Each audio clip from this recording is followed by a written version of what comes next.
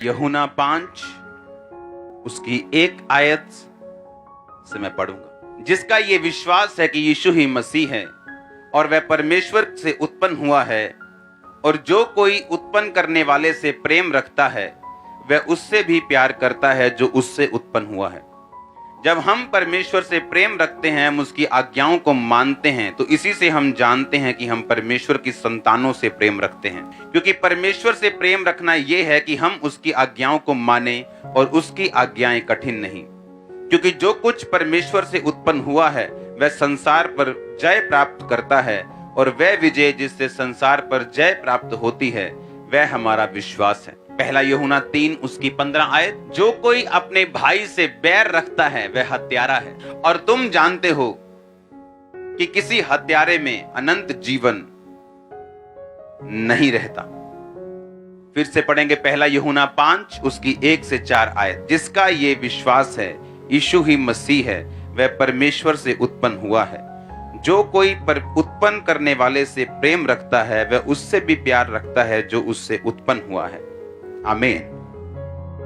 4 आयत में लिखा, जो कुछ परमेश्वर से उत्पन्न हुआ पैदा हुआ वह संसार पर जय प्राप्त करता है।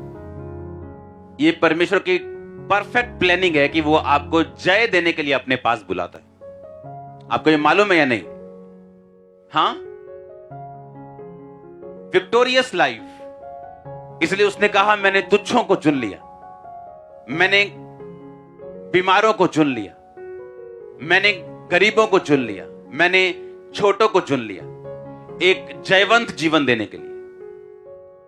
और जब आपको यह मालूम हो जाए कि यह परमेश्वर का प्लान है कि मैं जिस मर्जी जाति से हूं, जिस मर्जी बैकग्राउंड से हूं, गरीब हूं या अमीर हूं या आगे हूं या पीछे हूं, इससे कोई मतलब नहीं। परमेश्वर की इच्छा यह है कि मैं एक विक्टोरियस, एक जयवंत जीवन जीऊं। वो आपकी मैरिड लाइफ में हो, आपकी स्पिरिचुअल लाइफ में हो, वो आपकी फाइनेंस लाइफ में हो, हर तरफ से परमेश्वर ने आपको जय देने के लिए अपने पास बुलाया। हालेलुया।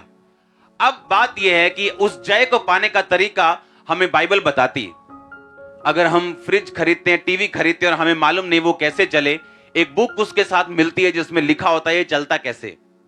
अगर हम उस बुक को छोड़ दें और बैठ के रोते रहें कि ये चल नहीं रहा, मेरे को पता नहीं चलाना कैसे है, तो इसमें टीवी बनाने वाले का कोई कसूर नहीं। कसूर आपका है जिसको बुक पढ़नी नहीं आती और उसको चलाना नहीं आता। अब परमेश्वर ने कहा, कहता है जिसको यह विश्वास है कि प्रभु यीशु ही मसीह है, यानी जो बपतिस्मा ले चुका है, जो परमेश्वर पर विश्वास करता है, कहता है वो परमेश्वर से पैदा हुआ है। बोलो अपने पड़ोसी को, तुम परमेश्वर से पैदा हुए हो। फिर से बोलो अपने पड़ोसी को, बोलो अगर तुम्हें, बोलो पड़ोसी को, बोलो अगर तुम्हें विश्वास है कि यीशु परमेश्वर है, मसीह है, तो तुम प्रभु से पैदा हुए हो। आमीन। अब उसने कहा, अगर तुम्हें यह विश्वास है कि यीशु मसीह परमेश्वर है तो तुम परमेश्वर से पैदा हुए हो। कहता अगर तुम ये मानते हो कि तुम परमेश्वर से पैदा हुए हो तो तुम उन सब चीजों से प्यार करोगे जो परमेश्वर से पैदा हुई। यानी तुम अपने भाइयों से भी क्या करोगे? कहता अगर तुम ये कहो कि मैं अपने बाप से प्यार करता हूं और अपने बाप के दूसरे बेटों और बेटियों को नफरत करो, कहता तुम में अनंत जीवन नहीं है, क्योंकि तुम अपने भाई से क्या करते हो? बैर करते हो। पहला यूहन्ना 3 उसकी 15 को पढ़ेंगे। जो कोई अपने भाई से बैर रखता है वो मर्डरर है। कहा वो मर्डरर है, वो हत्यारा है, वो कातिल है।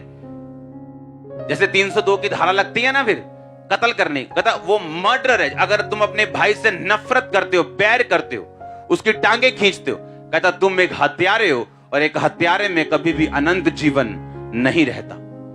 अब पहला यूहन्ना 5 उसकी 2 में लिखा, जब हम परमेश्वर से प्रेम रखते हैं तो उसकी आज्ञाओं को मानते हैं, और इसी से हम जानते हैं कि हम परमेश्वर की संतानों से प्रेम रखते हैं। उसने कहा अगर तुम कहो कि मैं परमेश्वर से प्यार करता हूं, तो उसने कहा अगर तुम परमेश्वर से प्यार करते हो तो तुम उसकी आज्ञाओं को क्या करोगे? मानोगे। और उसने कहा इसी से हम जानते हैं कि हम परमेश्वर की संतानों से क्या करेंगे? प्रेम करेंगे। कहता अगर कोई ये कहे मैं अपने बाप से प्यार करता हूं और अपने भाइयों से नफरत करे तो वो अपने बाप से असल प्यार नहीं करता। परमेश्वर ने कहा अगर तुम अपने भाई से बैर करते हो तो तुम हत्यारे हो। उसने ये नहीं कहा तुम में कमी है या तुम जेलसी वाले बंदे हो या तुम में ये थोड़ी सी कमी है। उसने कहा कमी वमी नहीं है, तुम मर्डरर हो, तुम हत्यारे हो और किसी हत्यारे में अनंत जीवन नहीं रहता। आगे उसने कहा क्योंकि परमेश्वर से प्रेम रखना यह है कि हम उसकी आज्ञाओं को माने और उसकी आज्ञाएं मुश्किल नहीं, क्योंकि जो कुछ परमेश्वर से उत्पन्न हुआ है, जो कुछ परमेश्वर से उत्पन्न हुआ है वह संसार पर जय प्राप्त करता है और वह विजय जिससे संसार पर जय प्राप्त होती है हमारा विश्वास है। अब उसने कहा इंग्लिश में For whatsoever is born of God overcometh the world. जो कुछ परमेश्वर से पैदा हुआ वो संसार पर जय प्राप्त करता है। प्रॉब्लम कहां पे? आप चाहे जानते हो चाहे ना जानते हो, पर शैतान इन वचनों को जानता है। आपको मालूम, वो इन वर्ड्स को जानता है। इसीलिए जब वो यीशु मसीह के पास आया और उसे मालूम था कि मैं यीशु मसीह को आके ऐसे ही कुछ नहीं कहूंगा, मैं उसको ऐसे नहीं भरमा सकता क्योंकि ये वचन का जानकार है। उसने यीशु मसीह को आके बोला अगर तू परमेश्वर का बेटा है तो अपने आप को इन चर्च की इस भवन की ऊपर से नीचे गिरा दे, अपने आप को यहां से नीचे गिरा दे, तो तेरे वचन में लिखा है तेरे पिता के कि तेरे दूत आएंगे और तुझे संभाल लेंगे। और परमेश्वर जो वचन जानते थे उसने कहा शैतान ये भी लिखा है कि तू अपने परमेश्वर और प्रभु की कभी भी परीक्षा ना कर। जब पौलुस के हाथ में सांप ने डंक मारा था तो पौलुस सांप से पंगे नहीं ले रहा था, वो जंगल में जाके कोबरा नहीं पकड़ा था कि देखता मैं केड़ा सांप मैनू वड़दा। बाइबल कहती वो आग जलाने के लिए लकड़ियां बटोर रहा था और अचानक सांप ने काटा और उसको कुछ नहीं हुआ। वो शैतान के पास नहीं गया। शैतान अगर आपके पास आता है तो परमेश्वर आपको बचाएगा, लेकिन खुद शैतान के पास नहीं जाना। ये बात परमेश्वर को मालूम थी और बाइबल कहती यीशु मसीह ने कहा लिखा है शैतान की तू कभी अपने प्रभु अपने परमेश्वर की परीक्षा ना कर। इसका मतलब क्या कि अगर आप वचन नहीं जानते तो शैतान इन्हीं वचनों का इस्तेमाल वो आपके खिलाफ करता है। और बाइबल कहती है कि जो कुछ परमेश्वर से पैदा हुआ, जन्मा, बॉर्न हुआ, वो संसार के ऊपर क्या प्राप्त करता है? जय प्राप्त करता है। इस संसार के ऊपर क्या प्राप्त करता है? जय। इंग्लिश में लिखा ओवरकम है। अब ओवरकम वर्ड जब यूनानी भाषा में लिखा गया उसका मतलब हम पढ़ेंगे अपनी स्क्रीन के ऊपर।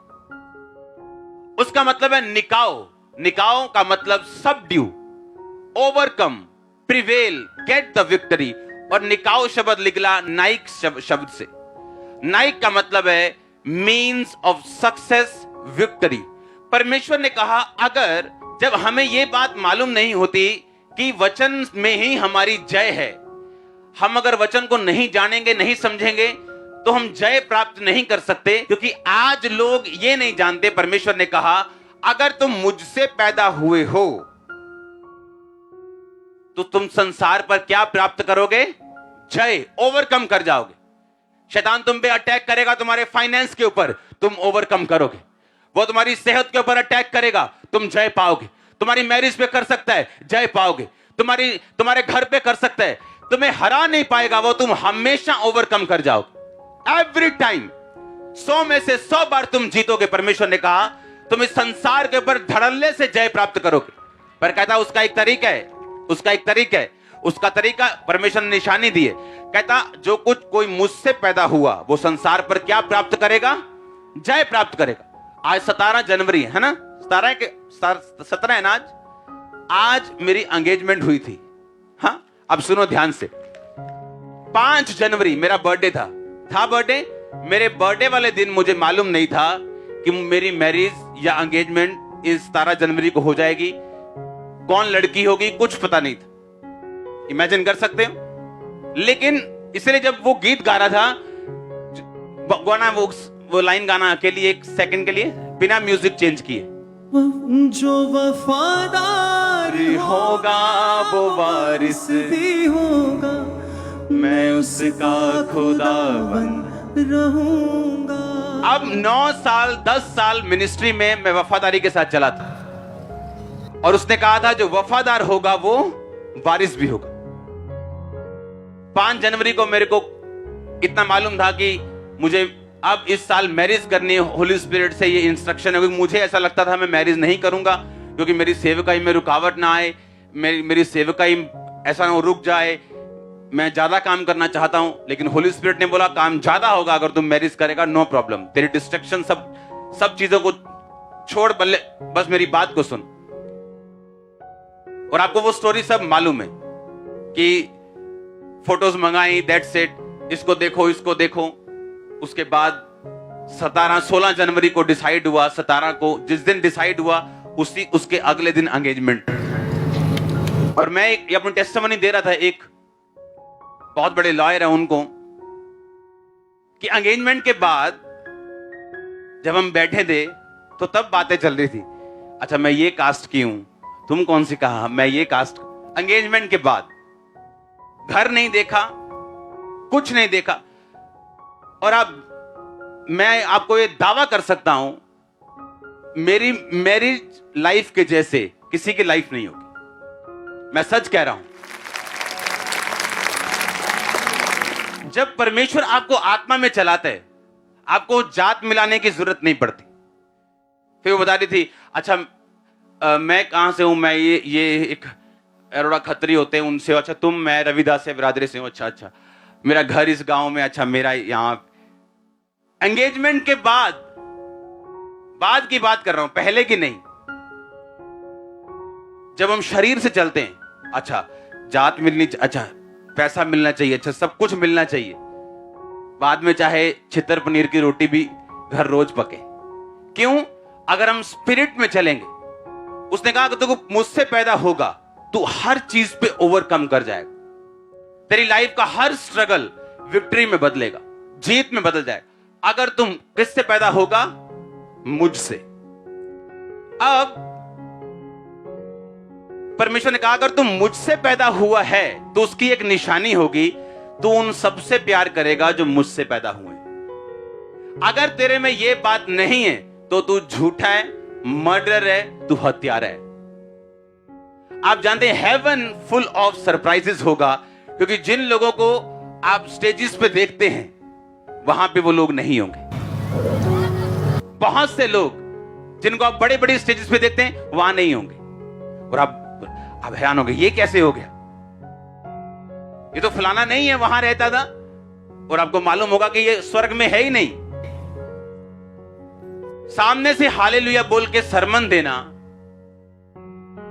या मिनिस्ट्री करना या गाना या बैठना या बिलीवर बनना या वॉलंटियर बनना, इस बात से आप स्वर्ग नहीं जाते जब तक आप अंदर से अपने भाई से प्यार नहीं करते। और आज इस चीज में लोग फेल हो चुके हैं, टोटल फेल। और परमेश्वर क्या कहता है?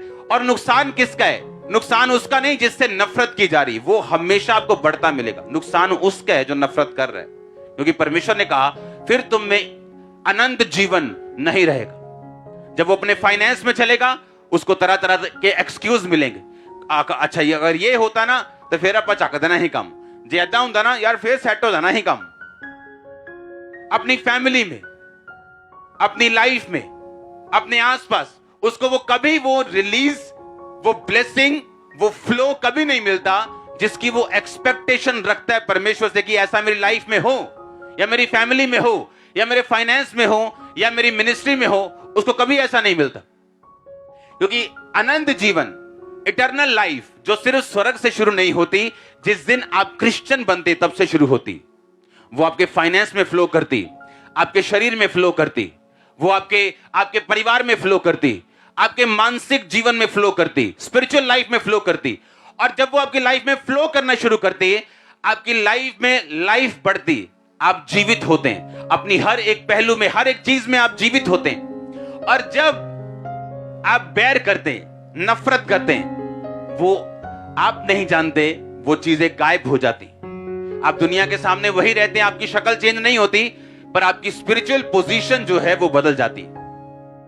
फिर से पढ़ेंगे इसको, पहला यूहन्ना 5, जिसका यह विश्वास है कि यीशु ही मसीह है, वह परमेश्वर से पैदा हुआ है। जो कोई उत्पन्न करने वाले से प्रेम रखता है, वह उससे भी प्यार करता है जो उससे पैदा हुआ। यानी जो कोई परमेश्वर से प्यार करता है वह उससे भी प्यार करता है जो परमेश्वर से पैदा हुआ हो। जब हम परमेश्वर से प्यार करते हैं तो उसकी आज्ञाओं को मानते हैं, और इसी से हम जानते हैं कि हम परमेश्वर की संतानों से प्यार करते हैं। परमेश्वर ने कहा, अगर तुम भी अपने प्रेम करने वालों से प्रेम करो, जो तुमसे प्यार नहीं करते उनसे नफरत करो, तो तुम में और अन्य जातियों में मैं कोई फर्क नहीं समझता। आज बड़ी बड़ी बातें करने से ये बेटर है कि कलीसिया अपने बेसिक में चले। एक मकान पे अच्छे से अच्छा पेंट, अच्छे से अच्छा ईंटें, सरिया, अच्छा फर्नीचर, बेस्ट सीलिंग लगा के अगर उसका बेस कमजोर छोड़ दोगे तो एक दिन उल्टा और शर्मिंदगी होगी, क्योंकि लोग बोलेंगे कि क्या बेस्ट से बेस्ट सामान लगाया लेकिन मकान ढह गया। इससे अच्छा यह कि लोगों की परवाह ना करते हुए अपना बेस स्ट्रांग करो, चाहे वो घर थोड़ी देरी से बने, मुश्किल बने, लेकिन जब वो बन जाए वो एक सदा का घर हो। और ऐसा करने के लिए प्रभु ने आपको अपने पास बुलाया। परमेश्वर ने कहा, अगर तुम मुझसे प्यार करोगे तो मुझसे जो जन्मा है तुम उससे भी प्यार करोगे। चाहे वो तुम्हारे साथ सेम विश्वास नहीं शेयर करता तो भी, उसकी डॉक्ट्रिन थोड़ी अलग हो तो भी, अगर वो तुम्हारे साथ सहमत नहीं है तो भी, पर कहता अगर तुम प्यार करते हो तुम एक मर्डरर हो। परमेश्वर तुम्हें एक मर्डरर की निगाहों से देखते। आज प्रॉब्लम पता क्या है चर्च में? आज प्रॉब्लम यह है कि जब एक पापी चर्च में आता और छाती पीट के बोलता, रो के कहता, खुदावन मैं पापी हूं, और लिखा चुंगी, एक बंदा आता और बोलता है कि परमेश्वर ये चुंगी लेने वाला जो कह रहा है ना मैं पापी हूं, मैं इससे बड़ा अच्छा हूं। अब आप प्रेयर कर दिया, पता हम प्रेयर करते हैं, पता दान कितना देते हैं, और परमेश्वर ने कहा वो धर्मी और तू पापी। हम जितना मर्जी अच्छा काम कर लें, जब तक हमारा टीचर हमारी कॉपी चेक करके उस पर गुड नहीं लिख देगा तब तक वो सस्पेंस बना रहता है। हाँ या ना? हम जितना मर्जी अच्छा कर लें, जब तक हमारा टीचर उस पर वेरी गुड नहीं लिखता, उसे पास नहीं करता, तब तक वो पास नहीं। आज जब हम बेसिक भूल जाते हैं और बड़ी बड़ी बातें करना शुरू कर देते हैं, एंड में शर्मिंदगी कुर्सी पर बैठ के उन लोगों का इंतजार कर रही है, उनको मालूम नहीं, क्योंकि ये होगा, क्योंकि अनंत जीवन किसी हत्यारे में नहीं रहता। वो लाइफ नहीं रहती जो आपकी हड्डियों में बहनी, वो लाइफ नहीं रहती जो आपके फाइनेंस में बहनी, आपकी लाइफ में, फैमिली में बहनी, वो लाइफ नहीं रहेगी आपकी लाइफ में अगर आप बेयर करेंगे।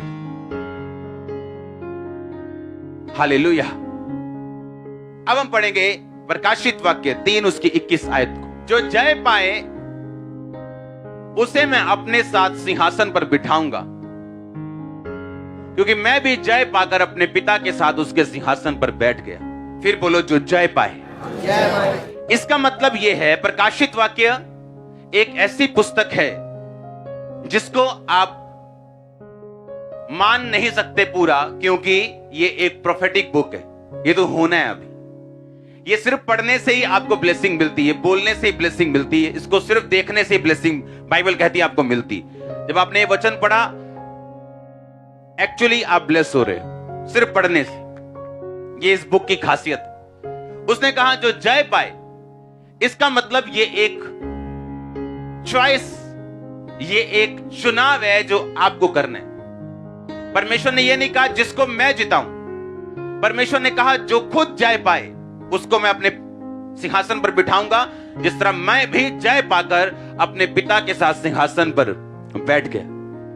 जब आप वचन पे चलते हैं, अपने भाइयों से प्यार करते हैं, आप अपने फोकस को बना के चलते हैं, परमेश्वर आपकी लाइफ में आपको ऐसी ग्रेस देता है, ऐसी आपको शील्ड आपके आसपास, ऐसा एक घेरा देता है आपको, इस डिवाइन ईश्वरीय तरीके से वो चलाता है, आपकी अगुवाई करता है। जब आपको कुछ भी नहीं सुन रहा तब भी आपके पांव सही रीति के साथ चलते हैं और वहीं जाते जहां परमेश्वर चाहता है। ये सारा कॉन्फिडेंस, ये सारा विश्वास आप इसे अपनी लाइफ में पर्सनली भी देख सकते हैं, प्रैक्टिकली पूरा होते हुए, अगर हम उसके वर्ड पे चले तो। हालेलुया। और जब वो आपकी अगुवाई करता है, जब परमेश्वर आपके ईश्वरीय रीति के साथ अगुवाई करता है, आपकी सेंसेस उसके साथ मैच नहीं करती। गिदोन को लगता था मुझे और लोग चाहिए, मुझे और लोग चाहिए ये बड़ा काम करने के लिए। परमेश्वर कहता है नहीं, ये हजारों में से तुझे कुछ सैकड़े लोग चाहिए जो चपड़ चपड़ पानी पिए, उनको साथ ले जा। क्योंकि युद्ध किसका है? यहोवा का। संग्राम किसका है? यहोवा का। वो अपनी महिमा किसी दूसरे को नहीं देना चाहता। हालेलुया। वो अपनी महिमा किसी को नहीं देता। वो अपनी ग्लोरी, अगर मैं ये बात बोलता हूं, अगर आप यूज हो रहे हैं खुदाबंद के लिए, आप किसी भी चीज के लिए, किसी भी डिपार्टमेंट में, किसी भी काम के लिए, कभी घमंड मत करो, क्योंकि परमेश्वर के पास आपसे बेटर पर्सन अवेलेबल है उसी जगह के ऊपर। और जैसे आप घमंड करेंगे वो आपसे बेटर पर्सन खड़ा कर देगा। और जब हम इस बात को पहचानते हैं कि अगर हम कुछ कर रहे हैं, अगर हम कुछ बोल रहे हैं, अगर हम कुछ प्रेयर कर रहे हैं, अगर हम कुछ कर रहे हैं परमेश्वर के राज्य के लिए, तो ये आपकी ब्लेसिंग है। क्योंकि जब वो जिताने पे आता है, उसको हजारों नहीं चाहिए, वो कुछ ही को इस्तेमाल करके बड़ी सेनाओं को हरा सकता है। और ये हमने बाइबल में देखा है। आज अगर आप परमेश्वर के हाथ को पहचान लें और जो भी अपनी लाइफ में आप स्टेप लें, अगर उसमें आप परमेश्वर को सामने रख के ले, आप कभी फेल नहीं हो सकते। अपनी लाइफ की आपकी बिगेस्ट निराशा, जिसमें आपको यह यकीन है कि यीशु मसीह परमेश्वर है, मैं जानता हूं वो बड़े मौजज़े करता है, मैं जानता हूं, लेकिन इस निराशा से मुझे वो निकाल नहीं सकता। मैं आपको बिलीव दिलाता हूं कि जब आपकी लाइफ का डार्केस्ट टाइम होगा और आपको लगेगा कुछ नहीं, और फिर भी आप परमेश्वर में बने रहेंगे, एक रात लगेगी परमेश्वर को सब कुछ बदलने के लिए। और मैं ये पढ़ा पढ़ाया कुछ नहीं सुना रहा हूं, मैं आपको अपनी लाइफ बता रहा हूं।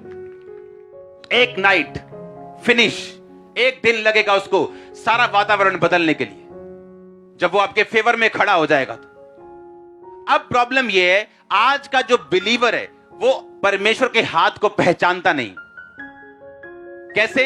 यूसुफ को पोतीफर की पत्नी बोलती है, आजा मेरे साथ सो जा, क्योंकि वो स्मार्ट था। और उसने पता क्या कहा? परमेश्वर मुझे देख रहा है, तेरे पति ने सब कुछ मेरे हाथ में दिया, कनक चावल सब कुछ, तेरे घर की प्रॉपर्टी। अब मेरा कॉन्शियस, बाइबल में कहीं नहीं लिखा था तू व्यभिचार ना कर, तब वचन नहीं आया था। कहता मेरा विवेक ये कहता है कि ये गलत काम। बाइबल में कहां लिखा अफीम ना खाओ? लिखा कहीं? तो क्या अफीम खानी सही है?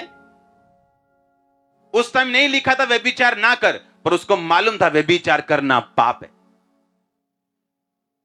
बाइबल में कहीं नहीं लिखा स्मैक ना पियो। स्मैक तो अभी आई है ना, अभी इंसान की ये कुकर्म है उसने बनाई। इसका मतलब ये नहीं कि हम खाएं या पिएं, क्योंकि बाइबल में आपको कॉन्शियस दिया, एक विवेक दिया। कहता मेरा विवेक ये कहता है कि जिस परमेश्वर ने मुझे इतनी ब्लेसिंग दी है जिस घर में, उस घर के साथ मैं ऐसा काम ना करूं। उसका विवेक उसको प्रधानमंत्री की कुर्सी पे ले गया। आज प्रॉब्लम ये है, इंसान ये चीज भूल जाता है उसका रूट क्या है, उसकी ब्लेसिंग क्या है, और फिर परमेश्वर उसको फेलियर के रास्ते पे चलाता है कुछ महीने साल, ताकि वो समझे और सीखे उसने क्या गवाया। अगर आप नबूकदनेस्सर को देखें, वो एक ऐसा राजा था जिसने तकरीबन पूरी दुनिया के ऊपर राज कर लिया था। जिस पर राज नहीं था उनके साथ संधि थी।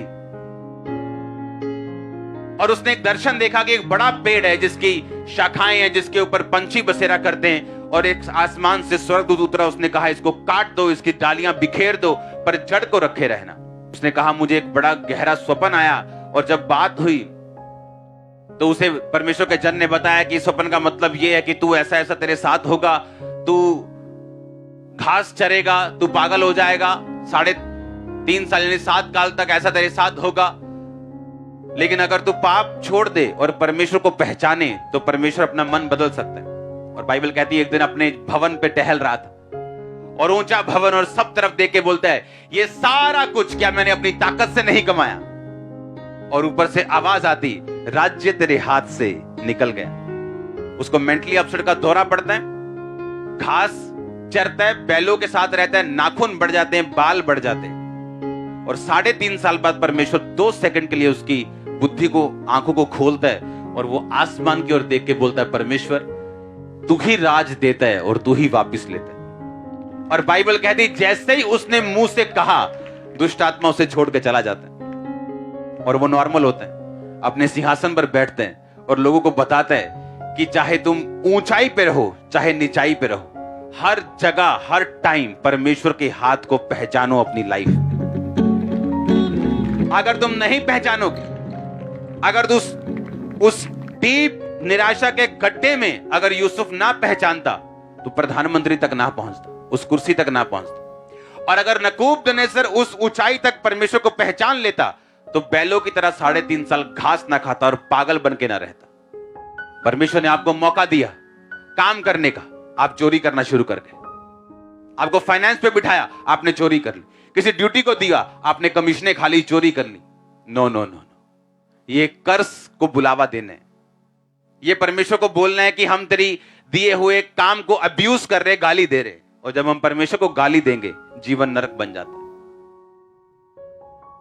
हालेलुया। और अगर हम पहचान ले और अपने कॉन्शियस को जिंदा रखें तो बहुत सी मुसीबतों से हम बच सकते हैं। परमेश्वर ने कहा अगर तू अपने भाई से बैर करे तो तू मर्डरर है और किसी मर्डरर में अनंत जीवन नहीं रहता। कहता अगर तू उससे भी प्यार करे जो मुझसे पैदा हुआ, तू जय पाएगा, तू विक्ट्री लेगा, ओवरकम करेगा, सबड्यू करेगा, सक्सेस लेगा, प्रिवेल करेगा इस संसार के ऊपर। हर वो चीज जो इस संसार के ऊपर है आप उस पर जय पाएंगे। परमेश्वर को पहचानो अपनी लाइफ में, अपने कॉन्शियस को, मन को, अपने विवेक को जिंदा रखो, अपने अंदर वाले आदमी की बात को सुनो। Hallelujah, hallelujah. अपने हाथों को उठाओ। Thank you Jesus. जो वफादार होगा वो वारिस भी होगा, मैं उसका खुदाबंद रहूंगा। जो वफादार होगा वो वारिस भी होगा, मैं उसका खुदाबंद रहूंगा। अपने हाथों को उठाओ खुदाबंद के साथ वफादारी के लिए। अपने गुनाहों की क्षमा मांगो, माफी मांगो, क्लीन लाइफ मांगो, साफ जिंदगी, क्लीन जिंदगी, कॉन्शियस अपना जीवित खुदाबंद को बोलो कि वो करे। अपने गुनाहों की क्षमा मांगो क्योंकि बाइबल ऐसा कहती है जब पाप आता है, जब हम कॉन्शियस से नहीं चलते तो शर्मिंदगी उसके बाद हमें फॉलो करती। खुदाबंद को बोलो खुदाबंद मुझे हर एक शर्मिंदगी से बचा, मुझे जय दे खुदाबंद। मैं अपने भाई से प्यार करता हूं, मैं अपने विवेक के अनुसार चलता हूं। हिलाओ अपने हाथों को और मांगो परमेश्वर से। आज ग्रेस यहां पे मौजूद है, उस वफादारी के अभिषेक और उसके मसे को मांगो।